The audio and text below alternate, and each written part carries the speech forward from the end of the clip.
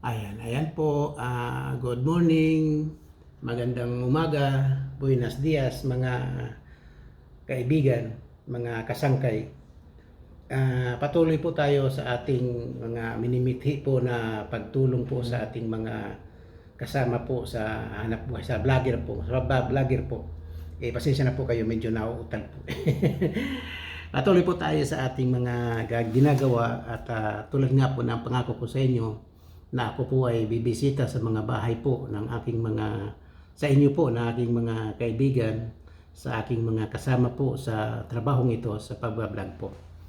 Kaya ikukwento ko po sa inyo kung sino-sino yung mga bahay po na aking napuntahan. At tulad din po ng sabi ko po sa inyo, na balikan na lang din po ninyo ang aking bahay. Magtutulungan po tayo, tutulungan ko po kayo na mabigyan po ng WH at yun din po ang hinihiling ko sa inyo, na bigyan nyo rin po ako ng WH kasi po yun naman po talaga ang kailangan nating mga vlogger. Kaya maraming salamat po sa inyo, sa inyong patuloy po na panunood sa aking mga video. Ito po, uumpisahan po natin yung aking mga na nakasalubong po doon sa inyong mga bahay sa aking pagbibisita. Marami pong mga magagandang bagay-bagay po akong mga natuklasan po sa aking mga pagbibisita. Unang-una na po yung bahay po ni Don Luis TV Vlog 8. Nang dumating po ako doon sa bahay niya, nagluluto po siya ng adobong paa ng manok. Papalapit pa lang po ako, naamoy ko na po yung kanyang niluluto. At sabi niya, nang dumating po ako, sabi ko, "Oy, amigo, mukhang masarap yung niluluto mo." Sabi niya, "Ay, opo, ito po pwede ring pangpulutan." Pwede rin daw pangpulutan kasi nga po banang manok eh. So dahil sa hindi po ako umiinom, talagang hindi po ako umiinom ng alak, nakipulutan na rin po ako, pero hindi pinulutan sa alak, kundi humingi po ako ng soft drinks. Yun po ang ininom ko. At yun po, at tumikim po ako doon sa adobong paa ng manok at napakasarap po. Kaya ayan po ang aking karanasan doon sa bahay ni Don Luis TV. Kaya mga kapatid, mga ka-vloggers po, panoorin po natin ang mga vlog ni Don Luis. At magaganda po at marami po tayong matututunan po doon at marami po din tayong mga makikita. At maraming salamat po sa iyo, Don Luis. Ang kasunod po na aking pinuntahan ay ang bahay po ni Sarah Jane. At doon po sa pagpunta ko po doon sa bahay ni Sarah Jane, ang akin naman pong naabutan doon ay nagluluto po siya ng tukwa at baboy. At ganoon din po, napakasarap po. Yun po ang hinain po sa atin ni Ma'am Sarah. At maraming salamat po sa iyo, Ma'am Sarah, sa pag-estima nyo po sa akin at sa aking mga kasama. At napakasarap po ng tukwa at baboy. At yun nga po, tulad nga po ng sabi ko sa aking mga dito po sa ating lahat, na magtulungan po tayo. At dadalawin ko po yung inyong mga bahay at dumalaw din po kayo sa aking mga bahay, sa aking bahay. At marami pong mga bulaklak doon sa hardin. Lagi ko pong sinasabihan, marami pong bulaklak doon sa hardin. Meron pa nga po doong snake plant na namulaklak. Sabi nila swerte na po yung snake plant na namumulaklak. Sana nga po swertehin tayo. Kahit sa watch hour lang po. Kahit makarami po tayo ng watch hour, yun po ang swerte na hinihiling po natin kay Lord. Yun po ang blessing na kailangan po natin, yung mga watch hours po. Ayan po. At ang sunod pong pinuntahan ko, ang bahay po ni Samsay o Siamsay. Doon po sa aking pag-iikot po doon, mayroon po ako mga nakita doon na gusto ko pong hulihin yung nakita kong ibon. Gusto ko po siyang hulihin. Kaya lang po, mayroon pong nakamasid na malaki ang mata. Animal din po yun, yung malaking mata. Sabi nga po sa akin ni Siamsay, ano ba yung tawag doon? Parang, ano bang sabi niya? Nalimutan ko po. Pasensya na po kayo at malilimutin na po. Meron po siya sinabi sa akin na pangalan nung nung malaking mata na yun. Kaya yan po ang aking naranasan doon sa bahay ni Siamsay. bumisita rin po kayo. Bumisita po kayo sa bahay ni Siyamsay at makikita niyo po yung malaking mata na animals na yon. Hindi po animal ka, hindi po ganun. Animals po ang makikita niyong malaking mata.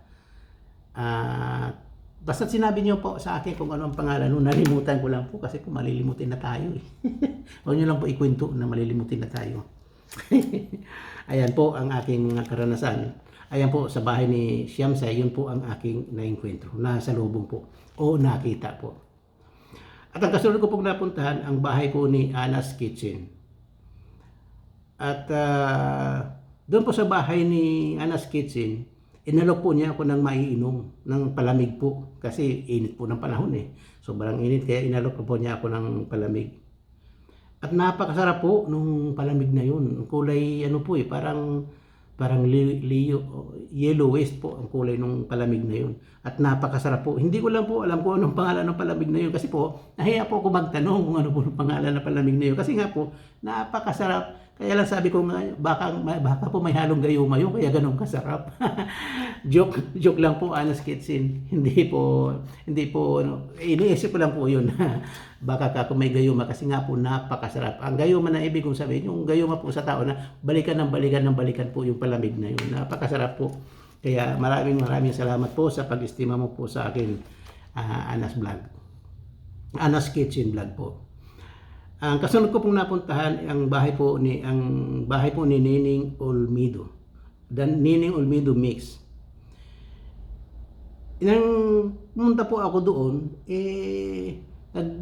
mayroon pong medyo may edad na po doon na parang sa tingin ko nasa mga 65 o 70 na po, nagsisibak po ng kahoy. Sabi ko, Lola ba, ang galing niyo naman po, ang lakas niyo naman po, may edad na po kayo pero kayang-kaya niyo pa po magsibak ng kahoy. Ngingiti-ngiti lang po sa akin si Lola, pero napakalakas pa po niya, napaka-healthy po ng kanyang katawan. Tapos po sa pagmasid-masid ko po, nakatinta po ako doon ng pusa na kumakain po. May pusa po na kumakain doon. Gusto ko pong lapitan, kaya na po, sabi ng pusa, iniisip ng pusa, agawan ko siya ng pagkain. Pero hindi naman po, ano lang po yung akin. Tinitingnan ko lang po yung pusa habang nakatingin din po ako kay Lola, habang si Lola po ay nagsisibak ng kahoy. Ayan po ang nakita ko doon sa bahay ni Nining Olmedo Mix. Kaya mga kapatid, pasyalan nyo rin po ang bahay ni Nining. Ang kasunod ko pong napuntahan ay ang bahay po ni Kinabuhi is Life. Kinabuhi is Life. May ilog po doon. At yung ilog po doon ay napakaganda po, napakalinaw. At sa tingin ko po ay parang sa probinsya po ba? Ako po sinilang po ako sa probinsya, laking probinsya po ako. Kaya tuwang-tuwa po ako sa mga ganong makikita, sa mga ganong bagay po na life ng province po. Ngayon nga po nasasalit po ako makauwi ng probinsya. Kaya lang po wala naman na po akong uuwian sa probinsya kasi po lahat ng aking pamilya nasa Maynila po. At kami po mag-asawa, nandito po kami sa Spain. Pero dahil nga po medyo matanda na po ako, hindi lang medyo, talaga matanda na po ako. Pag nag-retired po ako, gusto ko pong pag nag-good food, nag-for good na po ako sa Pilipinas, gusto ko pong dumalaw ko sa probinsya kung saan po ako isinilang. Sa Liti po ako isinilang. At sa probinsya po, lumaki po ako sa probinsya at doon din po ako nag-aral. At gusto ko pong dumalaw doon sa probinsya kung saan po ako nanggaling. At ganun po ang nakita ko. At sabi nga sa Bisaya, nagtugway og kabaw. Nagpakain po siya ng kalabaw, nanguha po ng dahon ng ampalaya. Buhay probinsya po, napakasarap po ng buhay probinsya. Para po bang kahit na po may problem tayo, madali pong matanggal po sa isip natin ang problema. Kasi kapag lumingon-lingon lang po tayo sa paligid natin at marami po tayo nakikita mga tanim at mga huni ng ibon, lalo na po doon sa bahay po ni Kinabuhi is Life, doon po nung nandun po ako sa ilog, kasi nandun po sila, pumunta rin po ako doon, nakita ko po kung gaano po kasaya sa buhay probinsya po. Kaya mga kaibigan, ini-encourage ko po kayo na pasyalan niyo po ang bahay po ni Kinabuhi is Life. At makikita niyo po yung ilog na yun at yung mga paligid po, yung kapaligiran po nila, buhay probinsya po talaga, napakasarap po. Ayan po ang aking nakita. At ang kasunod ko pong napuntahan, yung bahay po ni Don Simple Life. Kaya lang po, parang sa parang sa USA po yata yung bahay nila. Kasi po hindi niyo po may tatanong, meron po akong anting-anting. Meron po akong langis na pinapahid po sa kilikili pagdating po ng hating gabi at ako po ay nakakarating kung saan-saan. Joke lang po. Marami po kasi akong nararating. Pero mo, galing po ako ng probinsya, nakarating po ako ng USA. Isang iglap lang po nandun na ako sa bahay ni Don sa USA. Ni Don Simple Life. At alam niyo po, habang nandoon po ako, wala po akong masyadong naikot doon. Kasi po, nasa USA, nahihiya po ako. Baka mayroon pong kumausap sa akin. Hindi po tayo marunong mag-English. Pag tinagalog ko po yung mga Amerikano. Kahit lasingin mo po yung Amerikano, hindi yan matututo mag-Tagalog. Pero tayong Pilipino, pag nalasing po tayo, mga Amerikano na po tayo, English speaking. English speaking na po tayo pag nalasing tayo. Kaya tayo Pilipino, pag nilasing, Amerikano na tayo. Pero yung mga Amerikano, pag nilasing mo, Amerikano pa rin po yan. Kasi English pa po yan. Hindi yan marunong mag-Tagalog. Joke lang po. Yan po, nung nandun po ako sa bahay ni Don Simple Life, nakakita ko doon ng bahaghari. Yun po ang napakagandang nakita ko kasi po malinaw na malinaw yung bahaghari na nakita ko doon sa nakatingala po ako doon sa habang nasa hardin po nila ako, nakatingala po ako, nakita ko po yung bahaghari. Yung bahaghari po ay rainbow. Hindi ko po nga maisip kung gaano po para pong parang sabi po nila kapag daw po nakakita kayo ng bahaghari, sa dulo daw po noon may kayamanan daw po doon sa paahan ng bahaghari na yon. Kaya gusto ko nga puntahan para makakuha na tayo ng kayamanan. Kaya ayan po ang aking nakita doon sa bahay ni Don na nasa Amerika.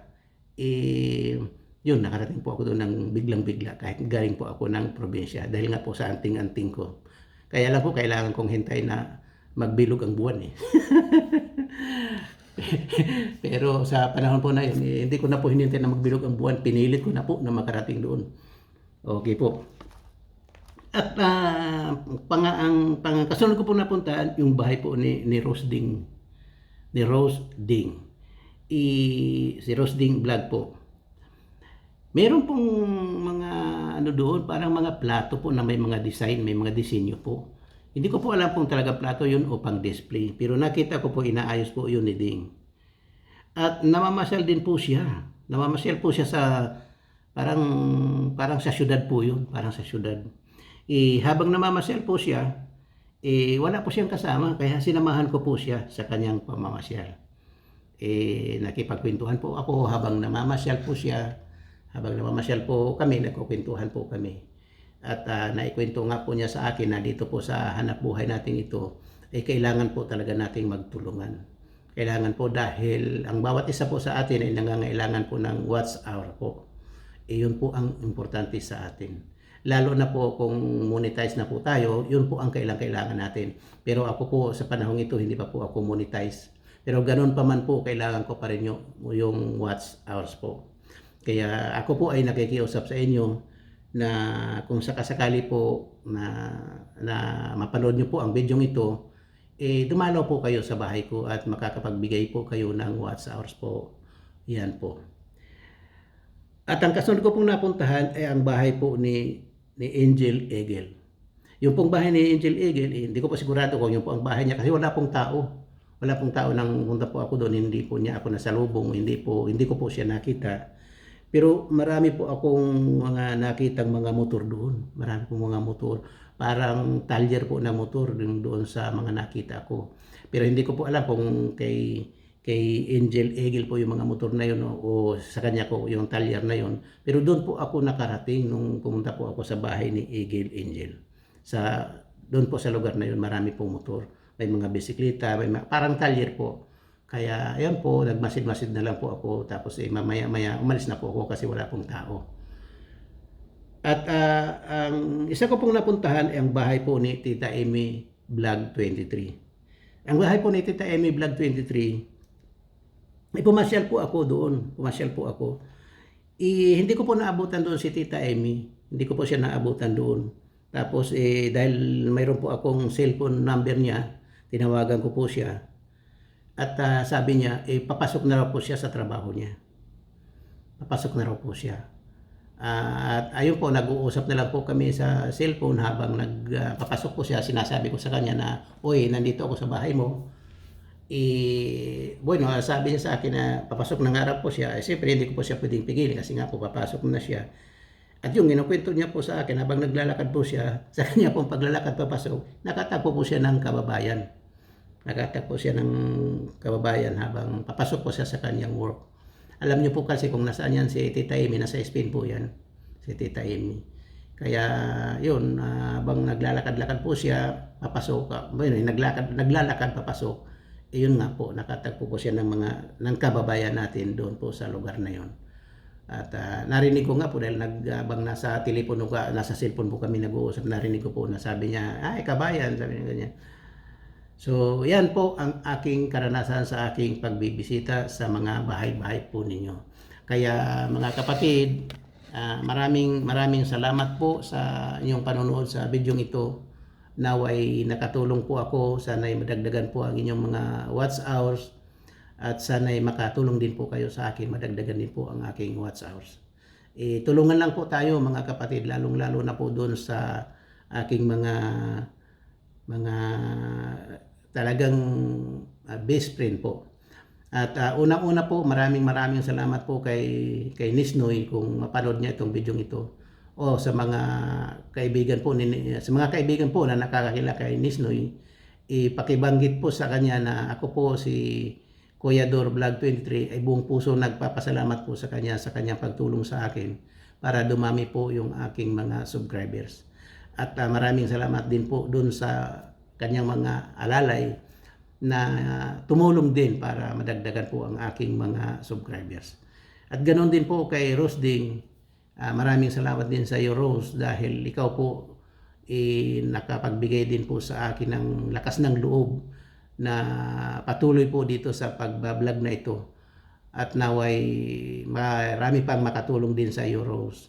Ganoon din sa iyo Siyamsay. Maraming salamat din po sa iyo sapagkat ikaw din isa ka rin po sa nagtulak sa akin na magpatuloy lang sa trabahong ito. Dahil dito po kailangan po nating magkatulungan. Kaya maraming salamat po sa inyong tulong sa akin. Kay Nisnoy, kay Rosding, kay Siyamsay. Maraming salamat po sa inyo. At higit sa lahat po, sa inyong lahat po, sa ating lahat. Maraming salamat po sa ating lahat. Kahit po mahirap ang buhay, laban lang.